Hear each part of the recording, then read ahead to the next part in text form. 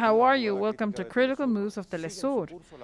There are still ongoing investigations and of actions that were known as a new phase of the well-known Gideon operation in the context of terrorist groups that were hired by the U.S. and trained in Colombia, wanted to bring down the government of Venezuela.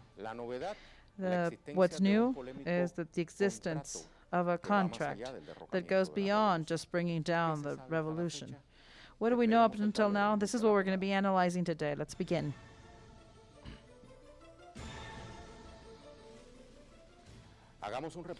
Let's review everything that has been said in the context of this mercenary action that has been hired by the United States and with the complicity of the Colombian authorities. There is no participation of the U.S. government in this act. If the government would have been involved, it would be indifferent. In terms of who financed it, we are not ready to share information about what we know happened. We will tell it, we will say it when it's necessary, and we will share the information if it's pertinent. Every time there are Americans that are detained somewhere, we will work to bring them back. We will find a way to bring them back. If the regime of Maduro decides to hold them, we will use all of our tools that we have to try to bring them back. It is our responsibility.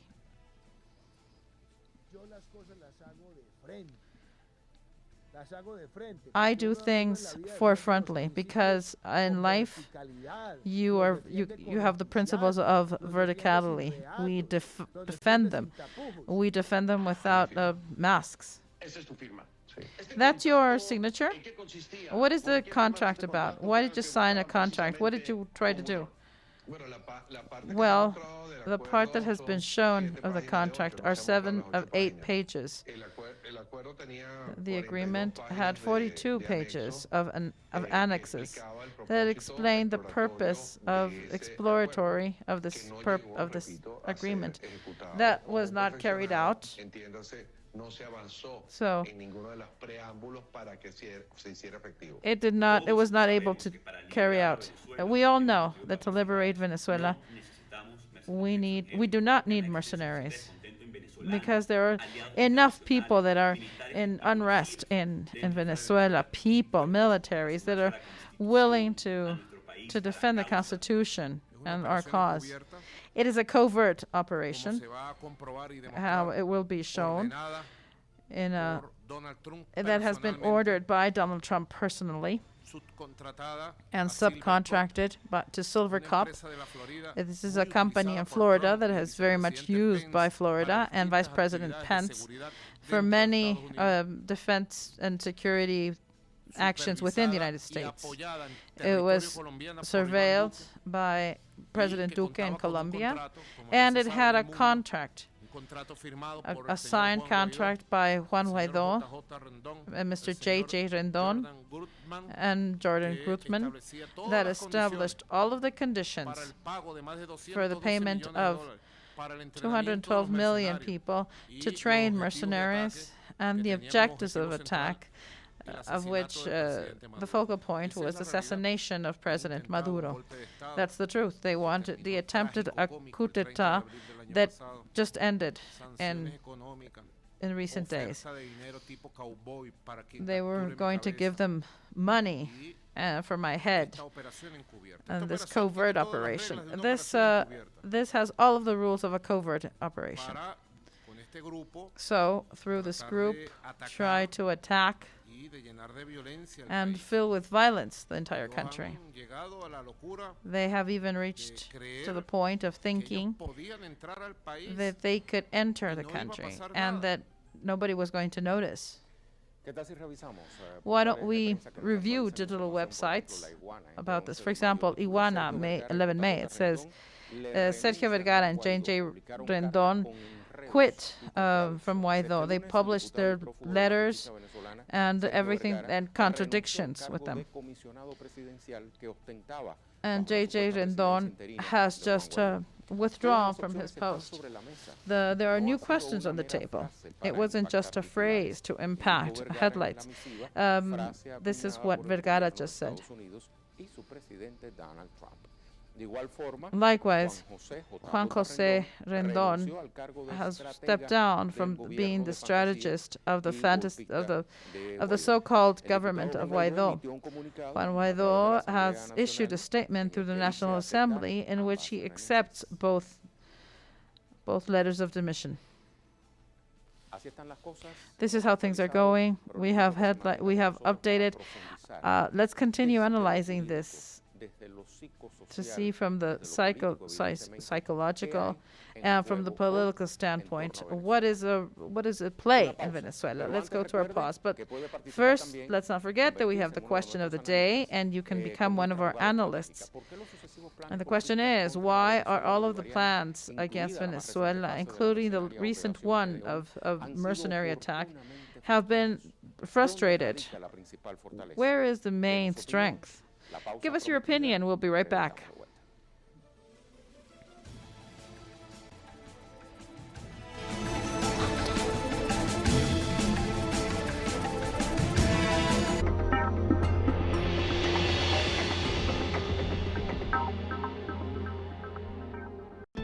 From here to beyond the South.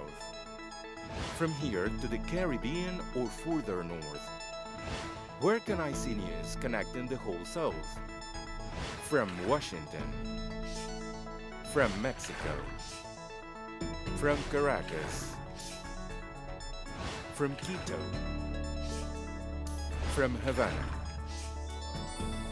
You can always see the news from a new vision, connecting the global South. Only on Telesur.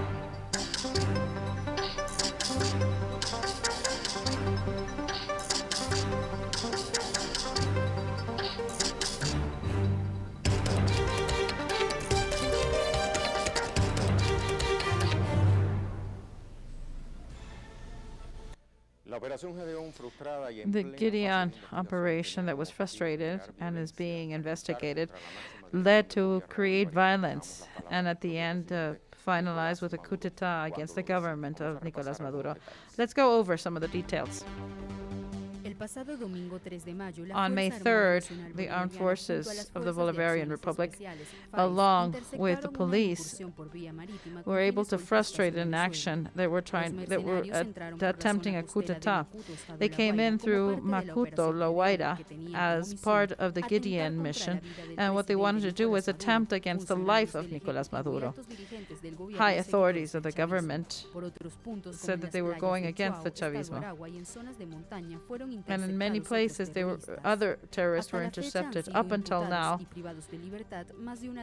over 30 people have been taken to prison, among which we have Lux Alexander Damon and Iron Berry, who are charged with terrorism, weapon trafficking, and acts of terrorism. There has also been some weapons taken in. In many phases, the Gideon mission was part of the Latin American plan presented in 1998, in which there is an analysis of the main threats against the United States and policies and strategies to go against these threats.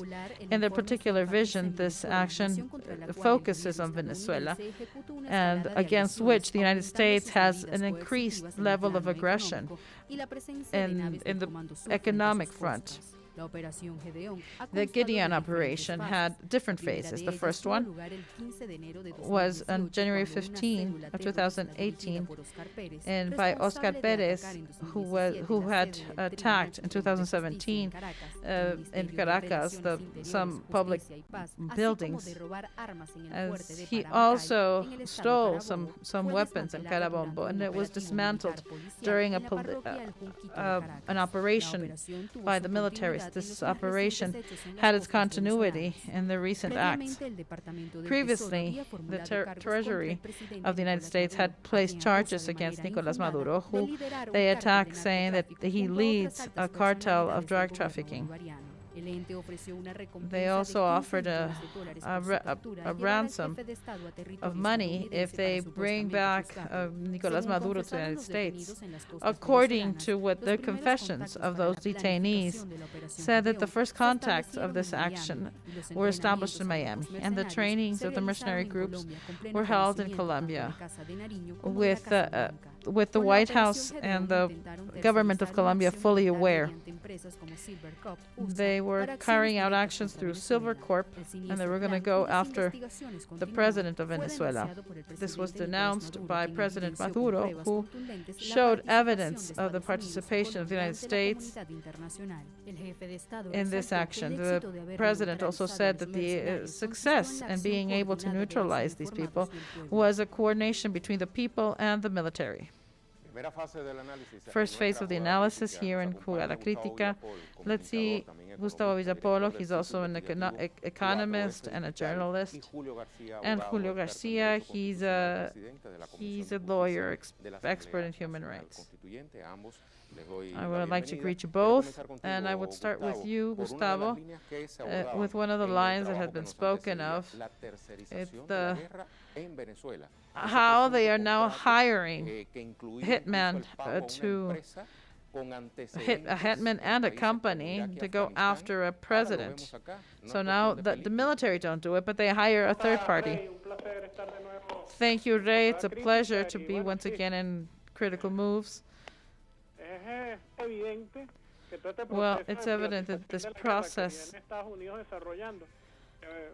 that is carried out by the United States on September 10, 2001, Donald Trump, with this process of privatization, he radicalized the action against Latin America. So after September 11, that was the day of the September 11, there was. Now it takes us all the way to this Gideon operation. We are saying that by 2005, 50% of the CIA budget, this is $20 billion, are dedicated to the private sector. And these are contractors like Silver Corp. If we see some of the numbers, for example, in Afghanistan, there are more than 236 companies of this nature. And what they do is carry out an irregular war in Afghanistan, Libya, Middle East, Colombia. And in our case, the major oil reserve in the country, in the world, which is Venezuela. By 2013, there's an intelligence office. 65% of their people belong to private companies. So imagine how it is to disconnect the military operations to a third party.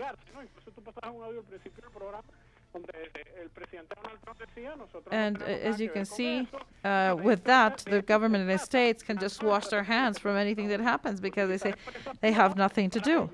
Those are just private companies. And of course, what they say is they have nothing to do with them. So the truth is that in the United States, as well as the Middle East, as well as in Colombia, there is a privatization of war. And if they miss, the United States government says they just deny any link, and they change to another company. Or they can use the same company and just changing the name of it.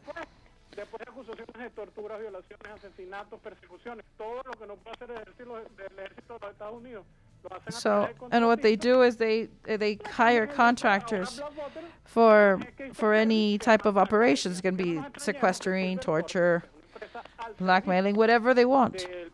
And these are companies that are at the service of the Pentagon. And they do it, in this case, they did it through Colombia too. So this is a process of how they privatize war now. And against Venezuela, it was inefficient, and it will keep on being inefficient because of the capacity that the Venezuelans have. Thank you, Gustavo. And in the same line, I would like to introduce Julio Garcia. He's a lawyer. Tell us, the authorities of the United States contradict themselves in their words, just like Gustavo has said. President Donald Trump says that they have nothing to do with this, and something that Mike Pompeo also says. But he also says that they will do everything they have to do to rescue these American citizens that are mercenaries that are now in Venezuela. So if Maduro opposes, we will use everything we need to use against them. So what is the base of this contradiction? Well, thank you to everybody who is listening to us. Of course, the government of the United States has said that all of the options are on the table. We know that the defeats have no parents. And in this case, Mr. Guaidó has been contradicting himself with his so-called cabinet. He had to fire most of them. The United States has a great responsibility on this. Like, for example, putting price on the head of Mr. Maduro and of Mr. Cabello. And the United States are legitimizing any type of aggression. When we see this contract, that is nothing more than to bring down the government and to bring forward the transition. And of course, with the political conduction, where else it's going to come? It's going to come from the United States.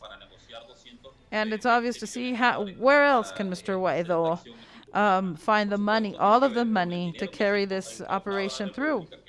Of course, what they do is they use the money that they have withheld, they have stole from the Venezuelan companies abroad, and they use that money.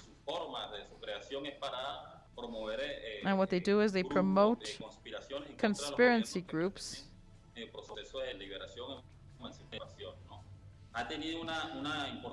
They have had a very important, the Colombians have had a very important cooperation. But what they did is they allowed mercenary groups to organize there.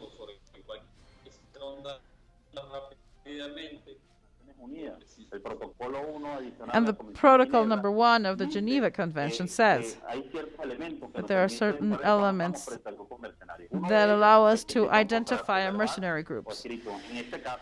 It can be a verbal agreement or a written agreement. In this case, we have a written agreement. Second, that there is a economic contract between them, and there was a ransom money, and that the parts have nothing to do with them. In this case, one of the parts that is contracting is a foreigner. It's American, and these people have been detained. They're Americans, and the only motivation they have is economic. They only move by money. So what they did, they tried to bring down government and also have the military control for a year and a half to guarantee the stability of this transition government. Thank you, Doctor. Gustavo, if we see it with looking in hindsight, we see that these recent actions are part of the so-called continuous attack against Venezuela. This has the modality of that there is now a contract of the middle. But also, it has the modality that in flagrancy, they were flagrantly detained, and they themselves confess that they were trained in Colombian territory. So, you could say that these new ways of a continuous attack tells us that the plan of the United States against Venezuela is in crescendo. So it's now adopting another phase. Yes, Ray, I agree with you. And I would like you to see that it's important to see a historical hindsight. And this begins with Commander Chavez, and it was carried out in several phases. And during the presidency of Álvaro Uribe, and it's important to say that the DEA was the main office that is behind it, because one of the person who is detained confesses that he has been part of the department, the DEA, and that the plan is in crescendo. This has to do with the irregular war that is ongoing. With this Gideon operation, they attempted to begin the critical point in this fight against Venezuela. And this critical point was counteracted by what President Maduro and the Bolivarian actions have been able to stop it. It's a unity of the citizens and the military actions. Let's not see ourselves like President Maduro or like Venezuela, but let's see ourselves as the main oil reserve in the world. So any military strategy that could be designed will be led by the president of Colombia and the U.S. So, of course, imagine all of the interests against all of these oil reserves we have here in Venezuela.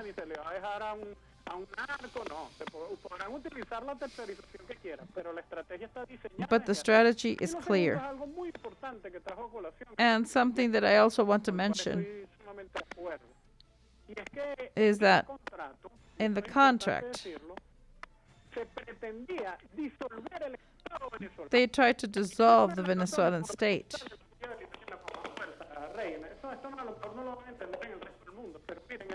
But let's not forget that in 1999, well, it was there I want to begin with the question to Gustavo, to Julio Garcia. What are the pretensions with this contract? It wasn't only to go against the President Maduro and take him to U.S. government. What they wanted to go beyond. We have to analyze a little bit more this contract.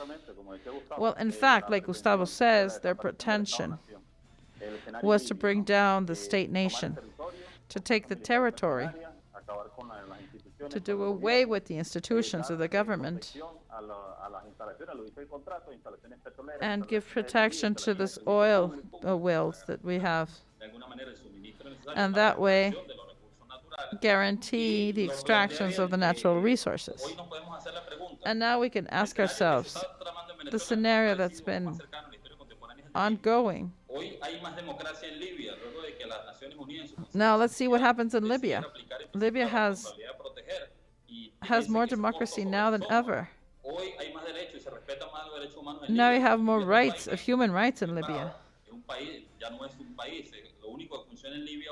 And what we have in Libya is just the oil extraction.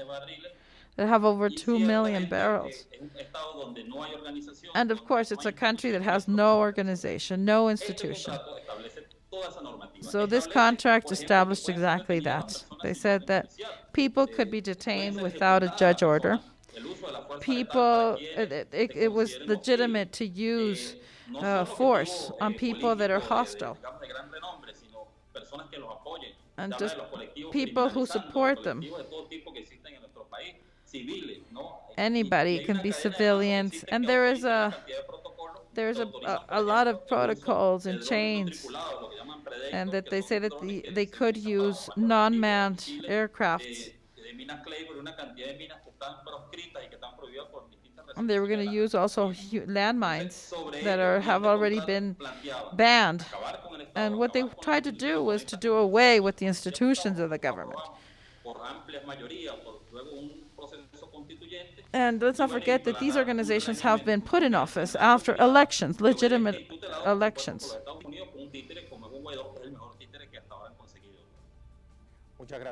Thank you very much, Doctor. I want to thank you for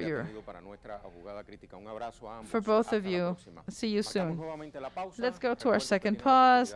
Let's not forget that you can participate with us with the question of the day. The question says, why have all of the government attempts of the U.S. Against Venezuela, including the recent one called Gideon, have been frustrated? Where is our main strength? So after the pause, we will locate how this operation has been moving. We'll be right back.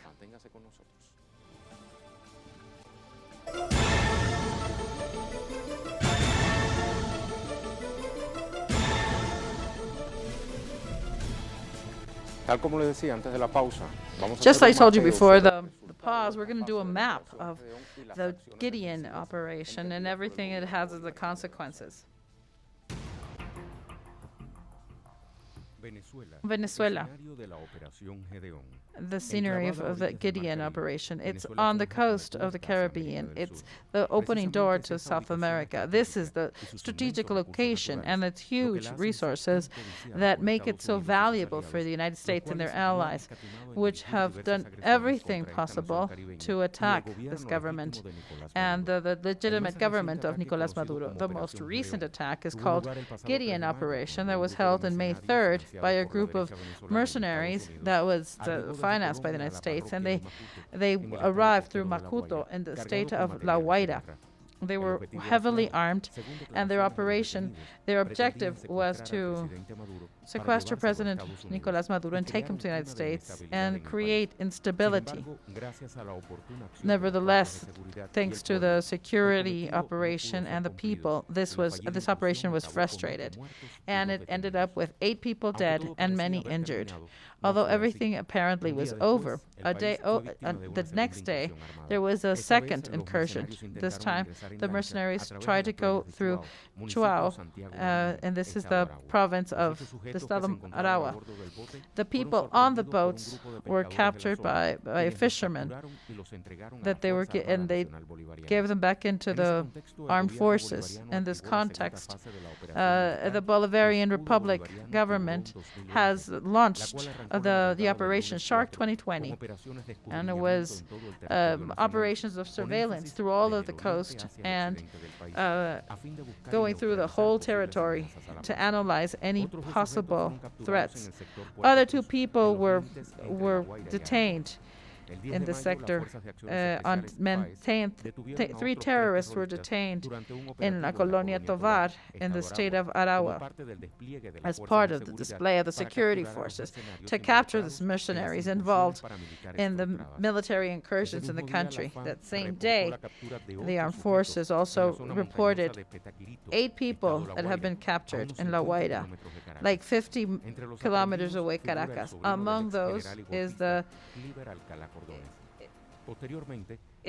relative of Mr. Alcalá, who is a subversive against the government. They also have detained 3 people in el poblado de San Miguel. This is a parroquia de Carayaca in the estado de La Guaira. There has also been detected 3 fast boats on the Orinoco River. Up until now, 31 people have been captured because they have been linked to these armed incursions. Let's do a parenthesis to present María Alejandra Díaz. She's a constitutional lawyer, member of the National Assembly here in Venezuela. She will be with us for the next minutes. Thank you very much for your invitation. We are going to, with you, we want to analyze how the Bolivarian government has been analyzing and has been surveilling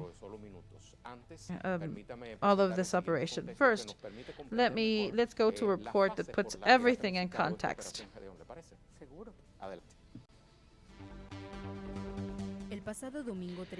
On May 3rd, the armed forces of Venezuela, along with the special forces of police, detected an incursion through water. The mercenaries came in through Macuto as part of an Operation Gideon that wanted to go against the life of President Maduro, people, high-ranking officials, and followers of the Chavismo.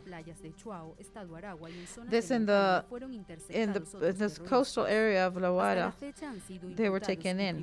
Up until now, more than 30 people have been detained, among which we have Luz Alexander Bain and another American person who have been charged with having weapons and attempt of assassination in all the different phases. This is part of a South American plan presented by the South Command in 2018. According to allegations of the State Department, Venezuela is one of the main risks of security against the United States. In their particular vision, they say that Venezuela has an escalating aggression by increasing the economic measures and the presence of the South Command on their coasts, in front of their coasts. The Gideon operation has had several phases. First of all, on May 15, 2018, when a military cell, a terrorist cell, what they did was present themselves there, and what this person also did was to steal some weapons, and this was dismantled. In El Junquito de Caracas, they were dismantled, and obviously this is the continuation of that. Then the Treasury had put charges against President Maduro, who they charge of being the leader of a drug trafficking operation. They offered $15 million for whomever took President Maduro to the American justice. According to what the people who were detained were able to say, was that the headquarters were in Miami, and the training of these people was done in Colombia. With this Gideon operation, they tried to privatize this war, by which they hire people to carry out their dirty work. This was denounced by President Maduro, who showed evidence of the participation of the United States and Colombia to the international community. The president says that the success of having neutralized these people was a coordination between the people, the citizens, and the military. There you have. Let's start with our guest of today,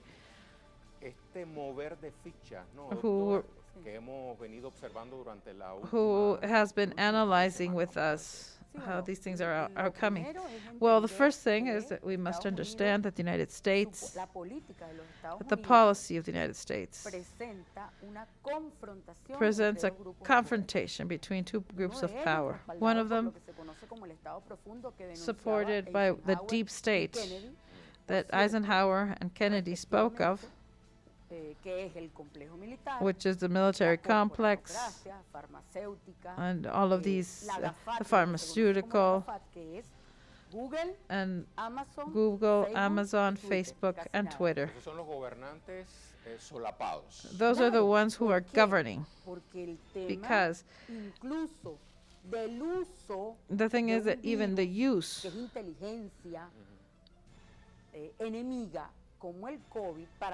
the use of the COVID-19 is to restart economy and impose a different model, which is the model of long-distance education, keep us at home, teleworking. And there you can destroy the historical fights that began from Marxism, which is the reivindication of the work rights. So all of this is being used against the people. In this context, what does Trump represent? He represents a group of the elite. And what do they want for their country? They want to reindustrialize their country. They do not want globalization. They're taking measures of security, of protection for their own. And what they want to do is they want to impose a different type of currency. It would be an electronic currency.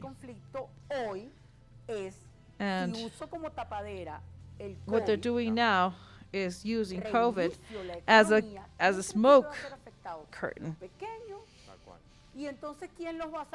And now, of course, since we're all mesmerized with this disease, they take advantage to attack. In the United States, the banking system is sustained by all of the money that come in through drug trafficking. And Trump has decided to attack this line. So, if we understand who is attacking Trump, let's not forget he is surrounded by conservatives.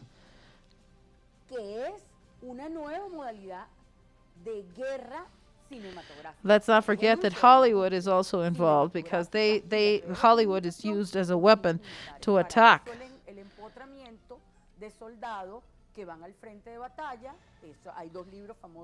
There are two books about this.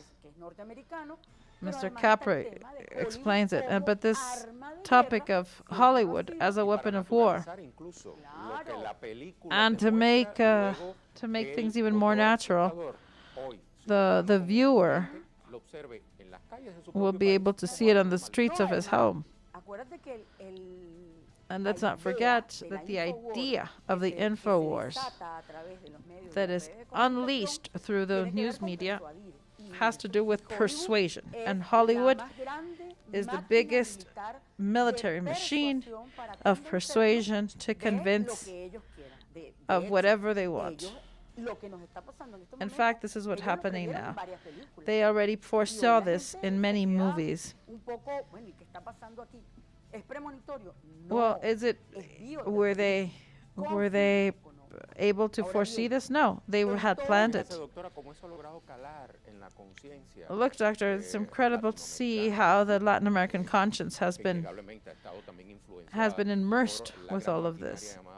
And Hollywood has been able to influence all of the people.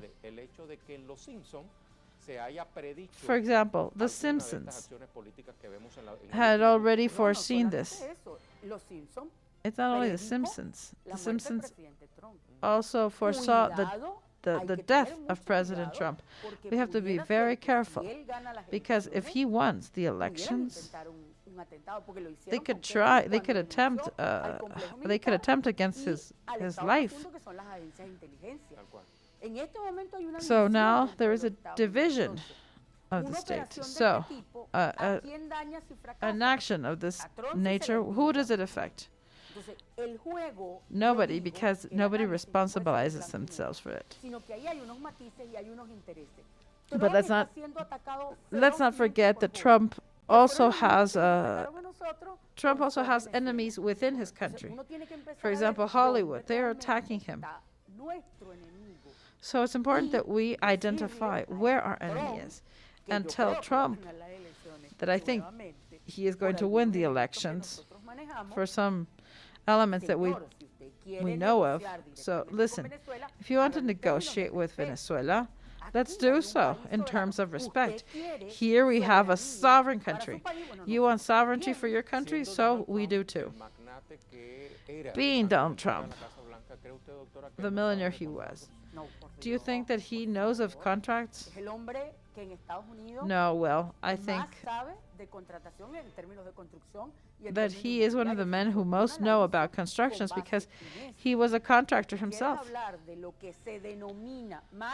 So if you want to talk about contracts, because the term is totally has to do with a contract. A contract to be so, it needs three things: consentment, a cause, and that the cause be legal. So the consent is already there because you have the signatures of people. The cause is licit. It's to bring down a president, kill a president, and change the regime. And it's the same thing to say, like right now, if we have a hitman, and since we have a hitman, a contract, it's legitimate.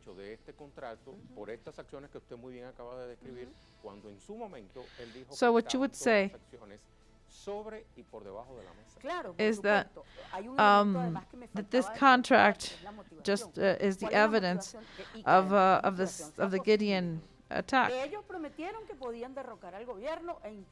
Well, what is their objective? To bring down the government and install a new government.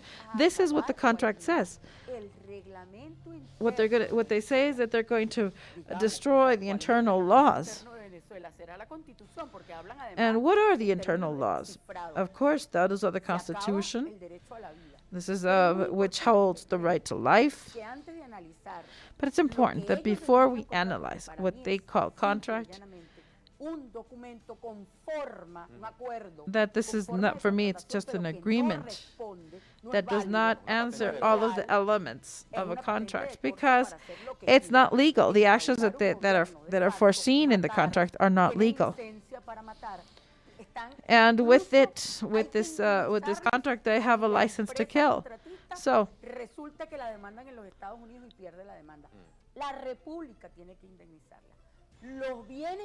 now everything that is taken back,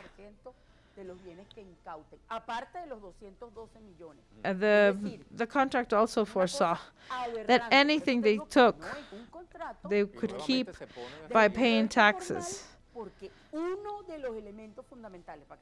But one of the fundamental elements of the contract has to be that it's legal, that the cause is legal, which this one isn't. Well, this document, this agreement, that is the result of the 2016 up until now of an opposition. Then instead of doing politics, the only thing they're doing is trying to bring down the government.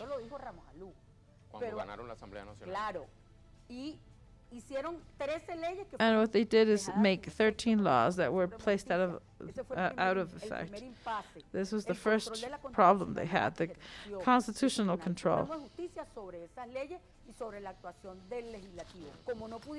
Since they couldn't do it with that, because our constitution is totally clear, so now they're going to the next phase, which is, look what Juan Guaidó did in 2019. Let's see how international organisms have supported Guaidó. He's appointed authorities to his so-called government. He also dictated a transition rule that what he wants to do is to throw out the president of Venezuela.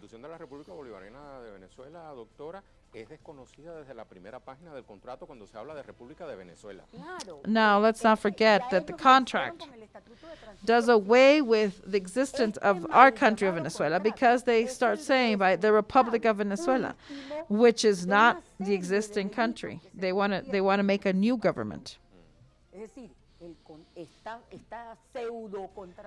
So this so-called contracting is the materialization of the coup d'etat, but additionally of a series of crimes of many crimes that they have made. What we heard originally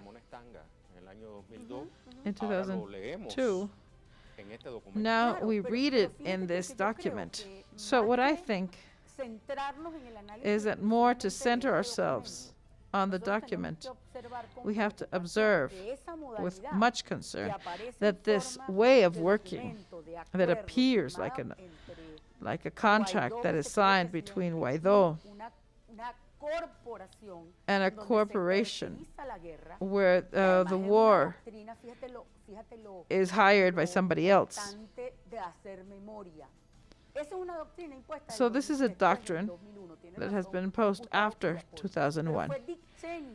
But it was Dick Cheney who designed it. And this is where Halliburton, Blackwaters, these companies, we don't know how many companies there are, by which they hire them. And these companies do the dirty work. So this is very important to have it very present. However, when you see the analysis of this, we can see that it's the same model that they use elsewhere.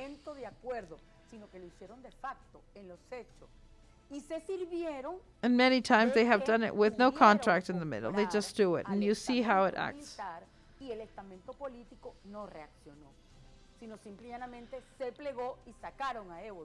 So that's what they did against Evo. But what they're doing now is the same thing. Right now there are confrontation in Cochabamba because people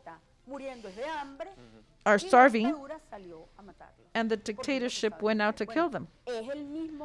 So it's the same model of Bolivia applied now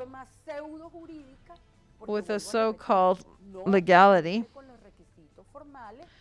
but it does not have the formal elements of a contract. It's a document that, of course, has no validity because the cause of the contract is illegal. It's not legal if I hire you to kill somebody else. The cause of this contract is not legitimate. And on top of everything, they're going to uphold this contract. It's absurd. In this document, the signatures were done by distance. One copy was made in English, one in Spanish. And let's not forget, what we saw is like the contract, where there were 8 pages. But now we have to see the annex. The annex says that they were going to do away with many liberties that we have in Venezuela. And of course, the Chavismo and everything that has to do with the revolution. This document says that it's going to be 465 days. And they thought that in a year and a half, they were going to be able to pacify Venezuela from the revolts. In fact, there was going to be no armed forces. I don't know what they're going to do with the armed forces. I still don't understand how it could be. I was analyzing in detail. And what they say in the contract is our Venezuelan armed forces. So of course, they don't recognize the Venezuelan militaries, and that's why I say that the militaries have to be very well aware of what's going on, because they're going to dismantle them. And this has been what obligates them to hire somebody else to do their dirty work.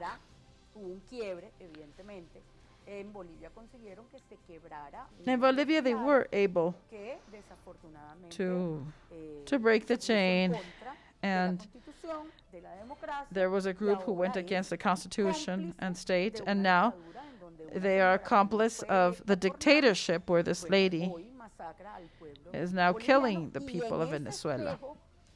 And in that mirror is in which we have to reflect ourselves. Because regardless of all of the problems we have, the problem of the dollars, of the gas, of the services, every day it's harder. Life becomes harder within the country. But one thing is to recognize this, to denounce it, confront it, to improve it. And another one is that you as a Venezuelan are willing that a foreigner put foot in your territory and then kill you and do whatever they want in your territory. Those are two different things. So I think that we have to be very well aware when we're thinking of all of the elements that are around this new phase of attack against Venezuela. Above all, in this new post-pandemic economy, I repeat that the pandemic is just the excuse for them to restart and go to that system. We have to resist. How are we going to do away with our workers? How are we going to give up our sovereignty? How are we going to give up our liberties? How is it that you are going to give me a passport? No, I could not bear that. Because that's even worse than anything else. Because our biology has proven, and Maturana and Varela has said it, who are great writers, and they speak of the possibility that our bodies react with the virus. Well, this is exactly how the intelligence and counterintelligence must react. And I think that they are fundamental to avoid this, to advance.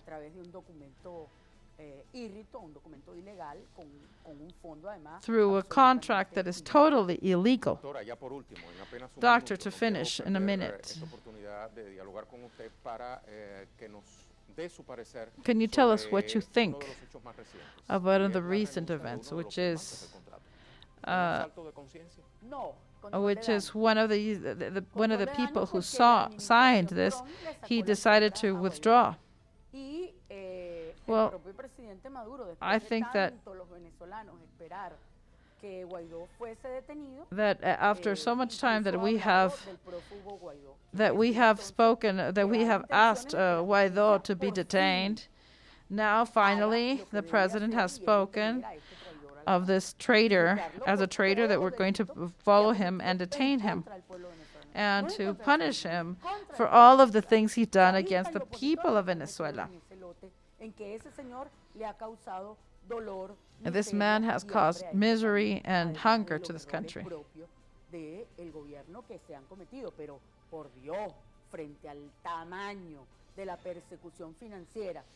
But let's put things in perspective. There's this prosecution against the country with all of the blockades, and Guaidó took advantage of it. Thank you, Doctor, for your participation in Critical Moves. Let's go to our conclusions.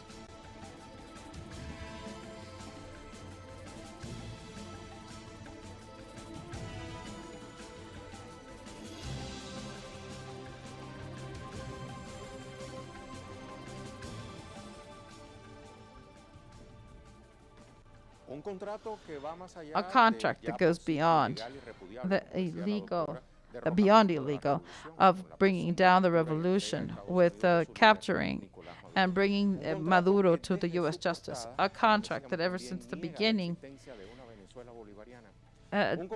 does not recognize the existence of the Bolivarian Republic of Venezuela. And now many of those people who wanted to carry out this project has been detained. A contract that is sealed by hitmen who only want the money that was offered. a contract that has been dismantled by the people who, along with the armed forces, defend the country. They will not be able to do it now or never. Thank you.